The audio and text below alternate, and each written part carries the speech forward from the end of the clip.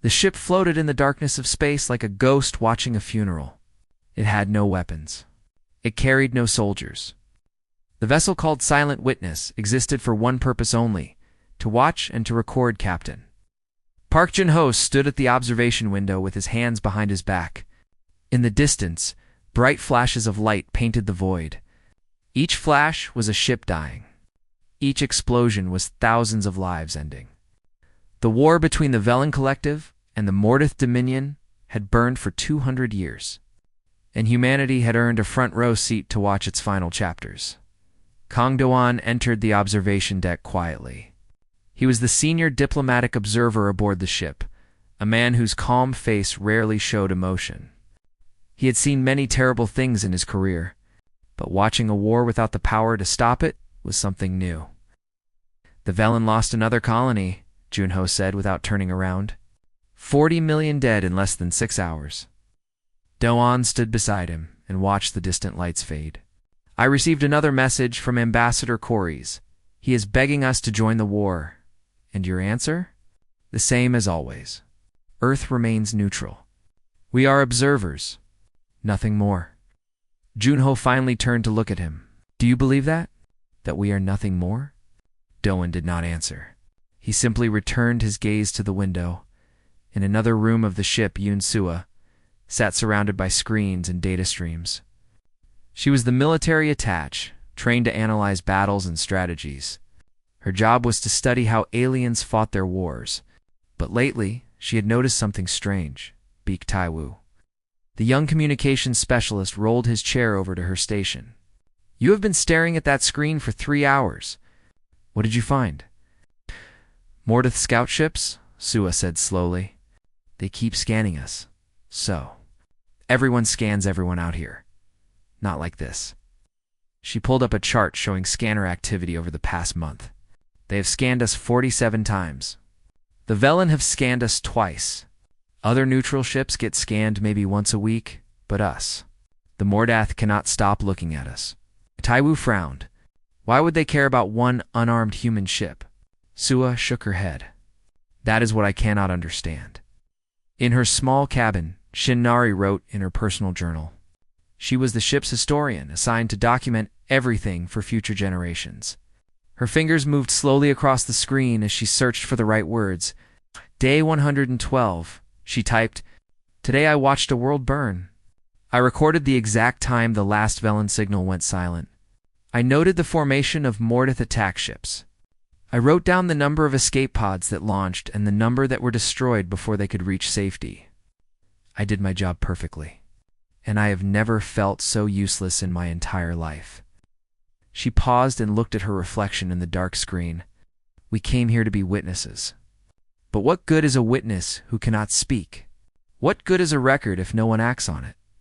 She had no answer. She saved her entry and tried to sleep. The next morning, the crew gathered in the main briefing room. Captain Jun-ho stood at the front with a serious expression on his face. "We received new orders from Earth," he announced. "The Galactic Assembly wants us to move closer to the front lines. They believe the war is reaching a critical point." "Closer?" Tae-woo asked nervously. "We have no shields strong enough for active combat zones." "We are neutral observers," Jun-ho reminded him. "Both sides have agreed not to target us. The Assembly believes our presence helps maintain certain rules of engagement." Sua crossed her arms. "With respect, Captain, the Mortith do not seem to care about rules. They destroyed 3 medical ships last month." "Those ships were Velen," Jun-ho replied. "We are human. We are different." "How are we different?" Jun-ho paused. "I do not know yet, but someone thinks we are." Later that day, Ambassador Corys appeared on the communication screen. He was a Velen, tall and thin, with gray skin and large dark eyes that seemed permanently filled with sadness. His species had been fighting for survival for 2 centuries. The exhaustion showed in every line of his face. "Observer Kong," he said, his voice tired, "I must ask you once more. Will humanity help us?" Do-an sat before the screen with his hands folded. "Ambassador, you know our position. Earth is not ready for galactic war. We have been part of the Assembly for less than 50 years. Our fleet is small. Our experience is limited. But your potential is not limited, Corey said urgently. The Mordeth sees something in you. I do not know what it is, but they watch your ship constantly. They study your broadcasts. They analyze your cultural transmissions. They fear something about your kind. Fear. Doan raised an eyebrow. We have done nothing to make anyone fear us. Exactly. Corey's leaned closer to the screen. You have done nothing. You sit and watch while my people die. And yet the Mordaith act as if you are the most dangerous thing in this sector. Why? What do they know that I do not? Doan had no answer. After the transmission ended, he walked alone through the corridors of the ship. He passed by the observation deck where Nari stood watching the stars. Did the ambassador convince you? She asked without looking at him. No. Do you think he is right? That the Mordeth fear us. Dohan stopped walking.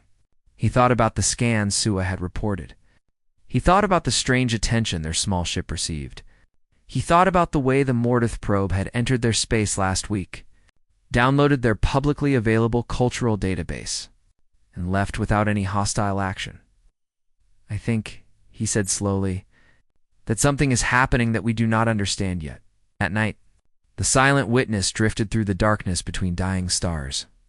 Its crew slept uneasily, dreaming of fire and silence.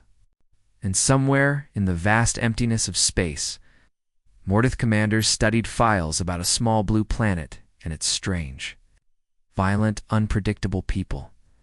They did not understand humans yet, but they were beginning to worry. 3 months passed like slow poison. The war grew worse. The Velen lost battle after battle. The crew of the Silent Witness recorded every defeat with careful, painful detail. Beak Taiwu had not slept well in weeks.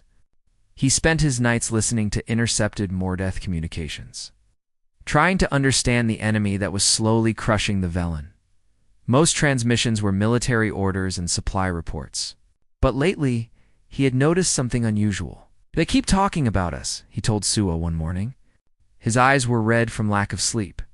Not the Velen. Not the war. Us. The observers. Sua took the datapad from his hands and scrolled through his notes. How often? Every day. Sometimes every hour? Different ships, different commanders, all asking questions about the human vessel. What are they doing? Why are they still here? What do they want? We want nothing, Sua said. We are just watching? Then why do they care so much? Sua had been asking herself the same question. She had analyzed hundreds of Mordeth transmissions over the past months. The pattern was clear. The Mordath Dominion was winning the war easily. They had more ships, better weapons, and stronger soldiers. They should be focused entirely on destroying the Velen. Instead, a growing part of their attention was fixed on one small, unarmed human ship. Ambassador Corys arrived in person 2 days later. His shuttle docked with the Silent Witness, and Captain Junho greeted him at the airlock with formal respect. But Corys had not come for ceremony. He pushed past the greetings and demanded to see Kong Don immediately. They met in the small conference room. Corys looked worse than before. His gray skin had turned almost white, and his hands trembled slightly as he sat down. You must understand what is happening, he said without any introduction. My people are dying. We have lost 60% of our territory. Our main fleet was destroyed last week. We have perhaps 6 months before total defeat. I am sorry, Doan said quietly. Truly I am. But Earth cannot— I did not come to ask for your help, Corys interrupted. I came to warn you. Doan stopped. Warn us. Corys leaned forward. The Mordeth fear nothing. I have fought them for my entire life. I have seen them charge into certain death without hesitation. I have watched them sacrifice thousands of soldiers to take a single outpost. They do not feel fear the way other species do. He paused and looked directly into Doan's eyes. But they fear you.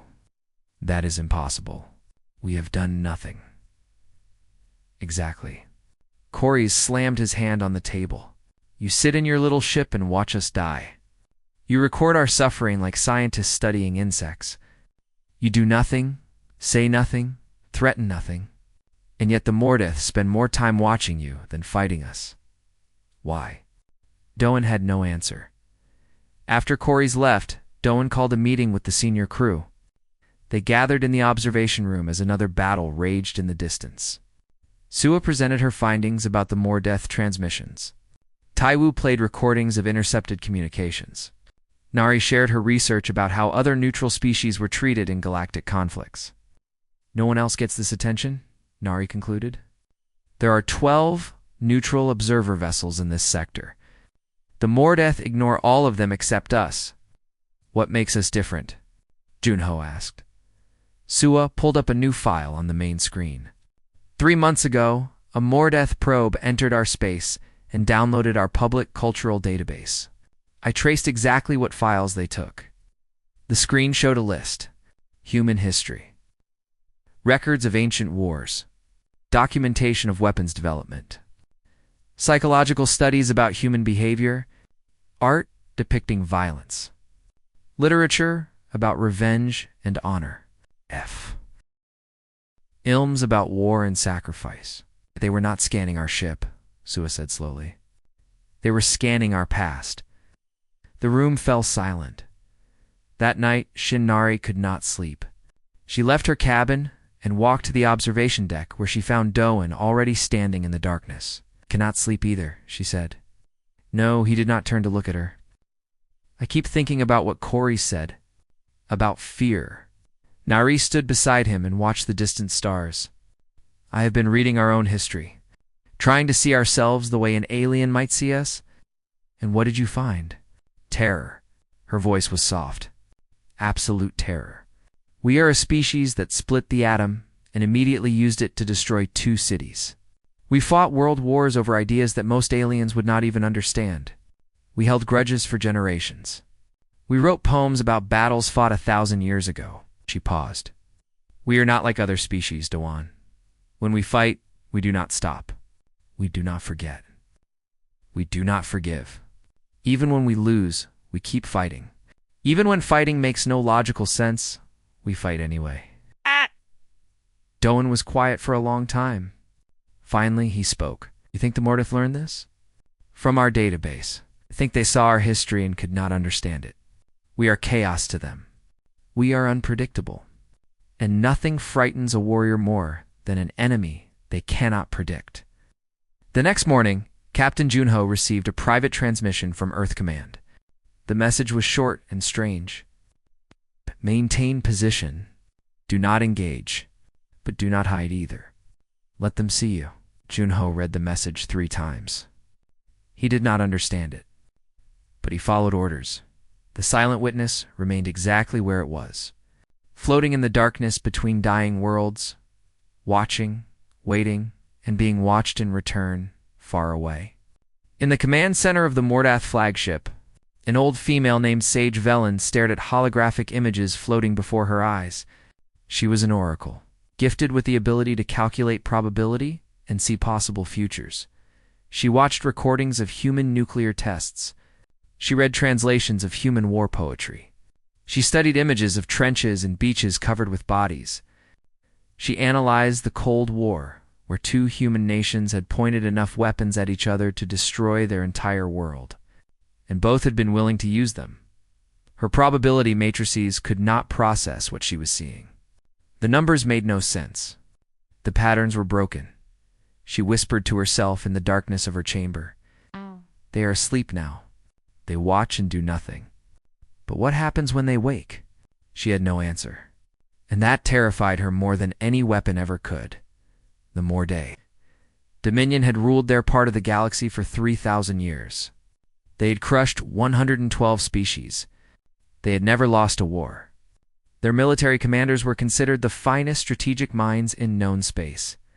But tonight, the greatest of those commanders sat in confused silence as an old oracle tried to explain why she was afraid of a species that had only one unarmed ship. Overlord Dreth was massive, even by Mordeth standards. His dark scales covered a body built for war, and his eyes glowed with the cold fire of a predator. He had personally commanded the destruction of 17 civilizations. He feared nothing in the universe. "Explain again," he said, his voice deep and impatient. "Why should I care about these humans?" Sage Velen stood before him in the war room, surrounded by holographic displays showing the current state of the conflict. The Velen were nearly finished. Victory was certain, and yet she had called this meeting to discuss watchers instead of warriors. "My lord," she began carefully, "my gift is to see probability. I analyze the patterns of species, how they fight, how they respond to pressure. Every species follows patterns. The Velen fight to protect their homes. They will defend until they cannot defend anymore, and then they will surrender. This is predictable. This is normal. And the humans." Velen waved her hand, and new images appeared in the air. Human history. Wars that seemed to have no logic. Soldiers charging into certain death for flags and songs. Civilians fighting invaders with farming tools. Resistance movements that lasted for decades. After all, hope was gone. "Humans do not follow patterns," she said. "Or rather, their pattern is the absence of pattern. They are chaos given form." Dreth made a dismissive sound. "They are primitives. They have been in space for less than a century. Their technology is inferior. Their fleet is laughable. Why should I fear chaos when I have power? Because power can be calculated? Chaos cannot." Velen pulled up new projections. "I have run 10,000 simulations of possible futures. In every scenario where we ignore the humans and finish the Velen, the outcome is acceptable. We win, we expand, we prosper. Then there is no problem. But I also ran simulations where we provoke the humans, where we harm them or threaten them or force them to choose a side." Velen's voice grew quiet. "Every single simulation ends in disaster." Dreth leaned forward, suddenly interested. "Disaster? We could destroy their entire planet in a day." "Yes, and then what?" Velen met his eyes without fear. "You would kill 8 billion humans. But you would not kill their hatred. You would not kill their memory. You would not kill their need for revenge."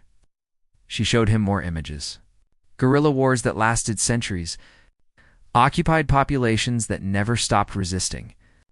Human prisoners who died rather than betray their comrades. Old soldiers who returned to fight in wars their grandfathers had started. "Humans do not surrender the way other species do," Velen continued. "When they lose, they retreat. They wait. They teach their children to hate. And then, generations later, they return. They write songs about their defeats so they never forget. They build monuments to fallen warriors. They treat revenge as a sacred duty." "This is foolishness," Dreth growled. "All species can be broken. Can they?" Velen pulled up one final image. A small island nation that had been completely destroyed by atomic weapons. Its cities turned to ash, and its people poisoned by radiation. This nation was utterly defeated. Their enemies occupied their land. By every logical measure, they should have vanished from history. She let the image change to show modern cities rising from the ruins. Instead, they became one of the most powerful nations on their planet within 50 years. They did not forget. They did not break. They simply adapted and grew stronger. Dreth stared at the images for a long time. "You are telling me that humans cannot be conquered? I am telling you that conquering them is the easy part. Keeping them conquered is impossible. They will resist forever. Not for land. Not for resources. For pride. For memory. For principle. These are things that cannot be bombed or burned or beaten out of them." The war room was silent. Other commanders shifted uncomfortably. This was not how Mordith's strategy meetings usually went. They discussed numbers and positions and supply lines, not songs and memories. "What do you recommend?" Dreth finally asked. "Do not provoke them. Let them watch. Let them record their observations and return to their little planet. Finish the Velen and move on. The humans are not our enemy today. We should ensure they never become our enemy tomorrow." Dreth considered this. He was a warrior, not a philosopher. The idea of fearing a species because of their potential bothered him. He had crushed species with far more actual power than humanity possessed. But Velen had never been wrong before. Her probability visions had guided the Dominion to victory after victory. Her warnings had saved them from traps and ambushes. When she spoke of danger, only fools ignored her. "Very well," he said slowly. "We will leave the humans alone." Velen bowed her head in relief, but after she left, Dreth remained in the war room, staring at the images of human history still floating in the air. He watched recordings of human soldiers charging through fire and smoke. He watched civilians standing in front of tanks. He watched rebels fighting with outdated weapons against impossible odds. He did not understand these creatures. Their behavior made no sense. They seemed to actively seek death in the name of concepts that had no physical form. A small, cold thought crept into his mind. What if Velen was right? What if the most dangerous enemy was not the one you could see, but the one you could not predict? He dismissed the thought. He was Overlord Dreth. He had destroyed worlds. He would not be frightened by a species of illogical primitives. But that night, the first time in decades, he did not sleep well. On the Silent Witness, Yun Sua worked late into the night. She had finally broken the encryption on a new batch of more death transmissions. What she found made her blood run cold. The Mordeth were not just watching them. They were running simulations. Thousands of simulations of wars with humanity. And according to the fragments she could decode, they had found something that terrified them. She ran to find Kang Doan. "They are afraid of what we might become," she told him, her voice shaking. "Not what we are. What we might become? Every simulation they run shows the same thing.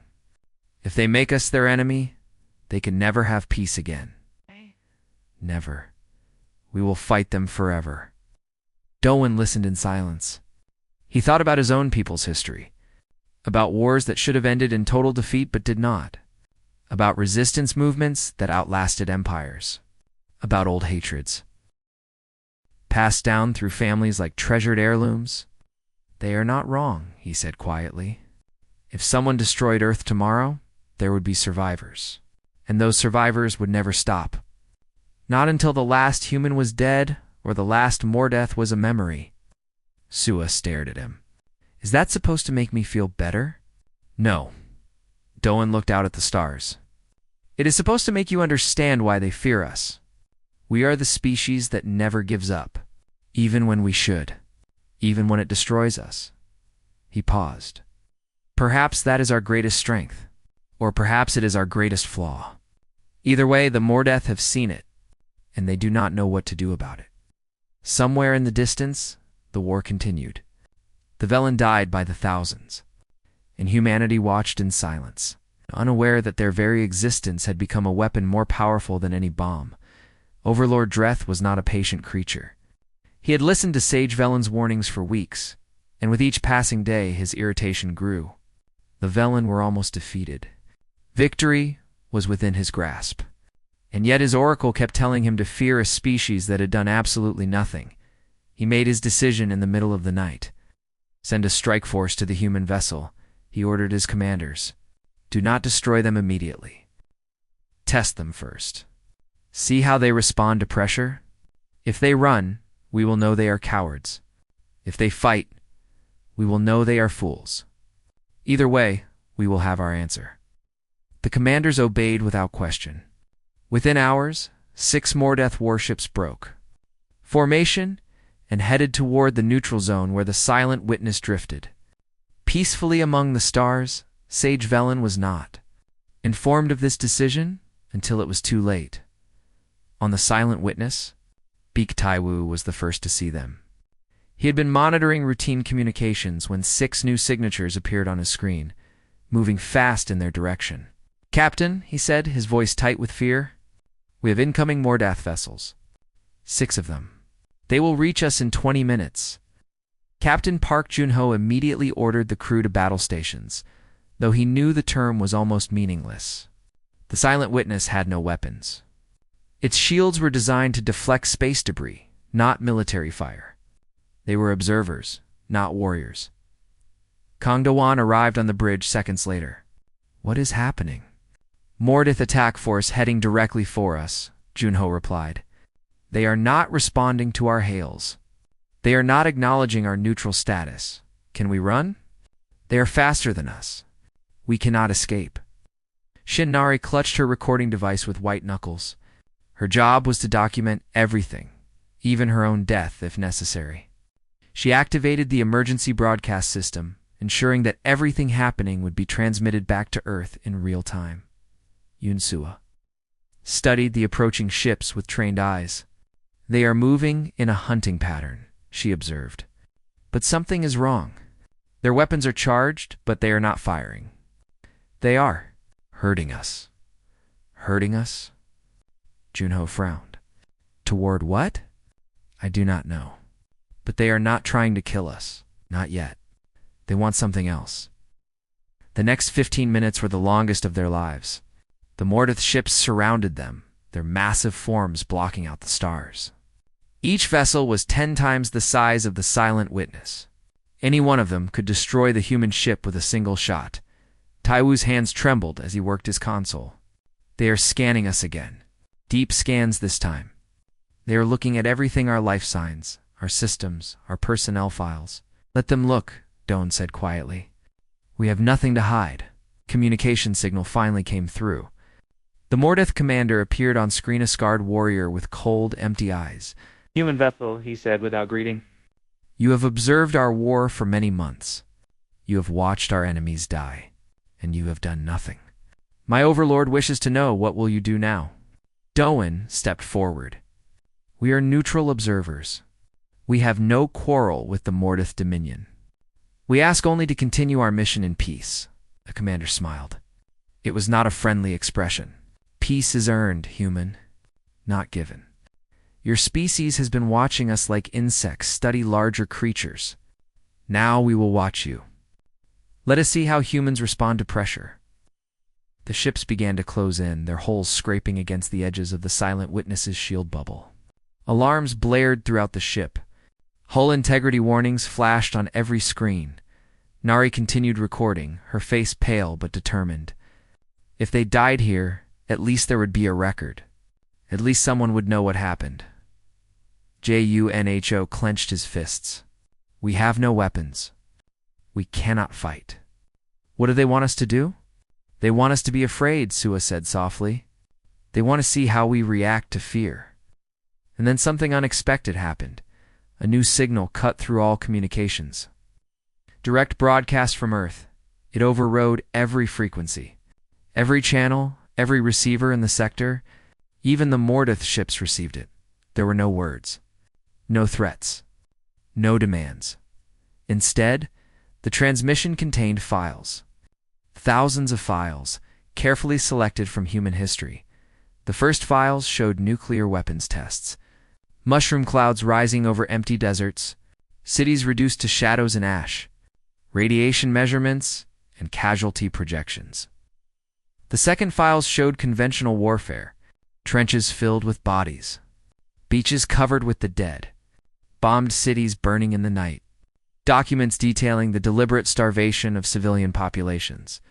The third file showed psychological warfare programs, studies on how to break enemy morale, techniques for propaganda and manipulation, records of prisoners who had been tortured for information.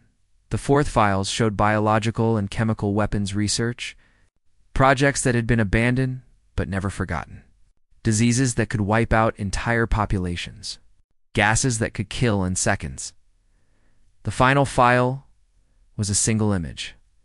The aftermath of Hiroshima, photographed from ground level, buildings flattened for miles, shadows of human beings burned into concrete walls, a landscape of complete destruction. Attached to all of this was a simple message, translated into the Mordath language. This is what we did to ourselves. Imagine what we would do to you. The Mordath ship stopped moving. On the bridge of the lead vessel, the scarred commander stared at the files scrolling across his screen. He had seen many terrible things in his long career. He had ordered the deaths of millions. He had watched worlds burn without flinching. But this was different. These creatures had done this to their own kind. Not to enemies. Not to threats. To themselves. Over ideas. over borders drawn on maps, over disagreements about how to organize their societies, and they had survived. They had crawled out of the ashes and rebuilt. They had created more weapons. They had taught their children about the old wars. They had promised to never forget. What would such creatures do to an enemy that had actually harmed them? Sage Velen's voice cut through the silence on the Mordeith command frequency. She had finally been informed of the attack and was broadcasting from the flagship. "Do you understand now?" she demanded. "Do you see what I have been trying to tell you? These creatures are not like us. They do not fight for territory or resources. They fight because they cannot stop fighting. It is in their blood. It is in their history. It is in their very souls."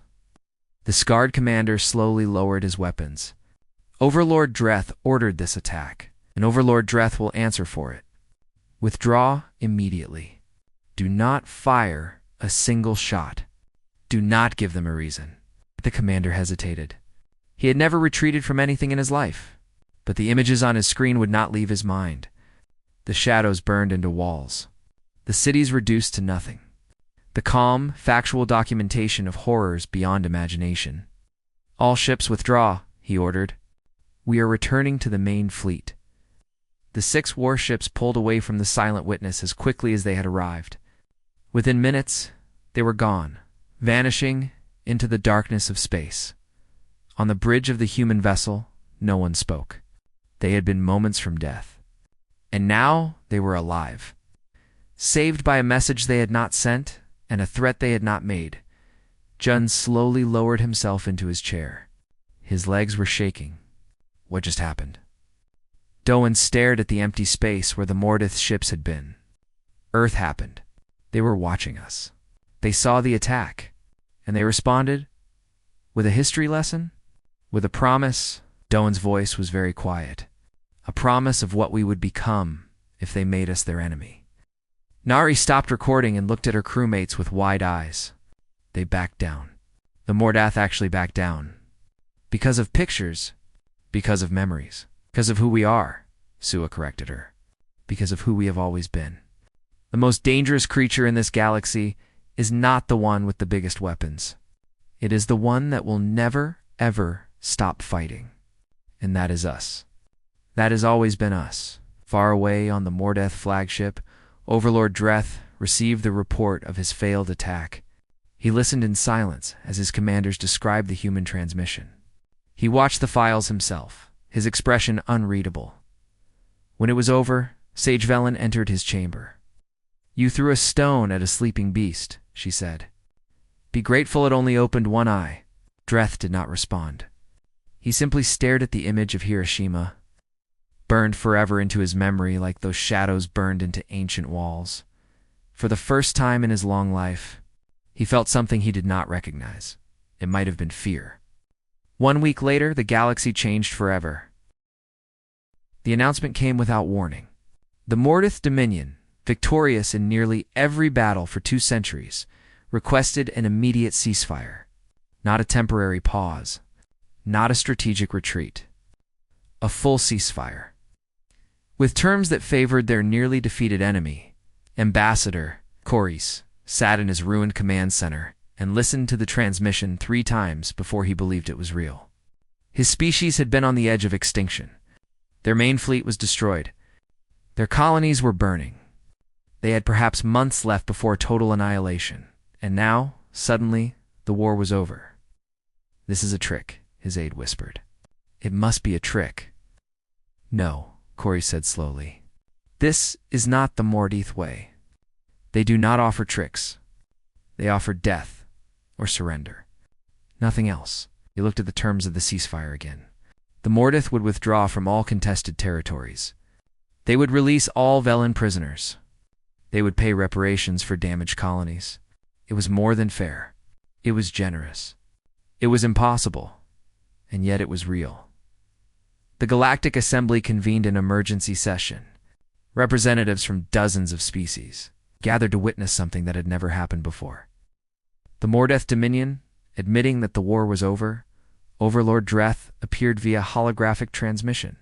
His massive form filled the chamber, and his voice echoed through the ancient halls. The Dominion has decided that this conflict no longer serves our interests, he declared. We will honor the ceasefire and enter peace negotiations with the Velen Collective. This decision is final. No explanation was offered. No justification was given. The most warlike species in the galaxy had simply stopped. The chamber erupted in confused celebration. Velen delegates wept openly. Neutral species exchanged bewildered glances. Ancient enemies hugged each other in disbelief. Only the human delegation remained quiet. Kang Don watched the celebration from his seat in the observer's gallery. Beside him, Yoon Sua, Shin Nari, Beek Taewoo, and Captain Junho sat in stunned silence. They surrendered because of us, Nari whispered. That is the only explanation. 1 week after our ship was attacked, after Earth sent that transmission, they suddenly want peace. We do not know that for certain, Doan said carefully. Yes, we do. Sua's voice was flat. And so does everyone else. Look at them. She was right. Throughout the chamber, delegates kept glancing at the human representatives. Some with gratitude. Some with confusion. Some with something that looked like the beginning of fear. The following day, Doan received a private invitation. Overlord Dreth wished to meet with him personally, away from the public eye. The location was a neutral station on the border between Mordeth and Velen space. Du-hun went alone. The meeting room was small and bare, designed for privacy rather than comfort. Dreth sat on one side of the table, his massive frame barely contained by the reinforced chair. Sage Velen stood behind him, her ancient eyes watching everything. Doan sat across from them, a single human facing the two most powerful beings in the Mordeth Dominion. You know why we are here? Dreth began without ceremony. You know what happened? I have my theories, Doan replied calmly. Then let me confirm them. Dreth leaned forward, his predator's eyes fixed on the human. Your species did nothing. You had no weapons. You had no fleet. You had no power. You sat in your little ship and watched while others died. And yet you are the reason I am in this room today? I do not understand. No, you understand perfectly. Dreth's voice dropped to a low growl. We were winning. We would have crushed the Velen within months. We would have expanded our territory by 30%. We would have become the dominant power in this sector for the next 1,000 years. He paused. And then we looked at you. Really looked at you. And we saw something that made all of that meaningless. Sage Velen stepped forward. Her voice was softer than Dreth's, but somehow more unsettling. I see probability futures, she explained. It is my gift and my curse. I can analyze a species and predict how they will behave. I have done this for hundreds of civilizations. I have never been wrong. She looked directly at Doan. I cannot predict your species. Your history breaks every pattern I know. You are peaceful, then suddenly violent. You are rational, then suddenly mad. You fight wars over ideas that have no physical form. You die for symbols. You kill for songs. You hold grudges for longer than some species exist. We are complicated, Doan admitted. You are chaos. Velen's voice carried something like, I have seen 10,000 futures. In every one where we harm humanity, you become our eternal enemy. Not for a generation. Not for a century. Forever. You would chase us across the galaxy. You would sacrifice everything, your colonies, your population, your very existence, to destroy us. Not because it made sense. Because you could not stop. Dreth spoke again. The Velen were already defeated. But if we finished them and earned your hatred in the process, we would never know peace again. Your species would become a poison in our blood.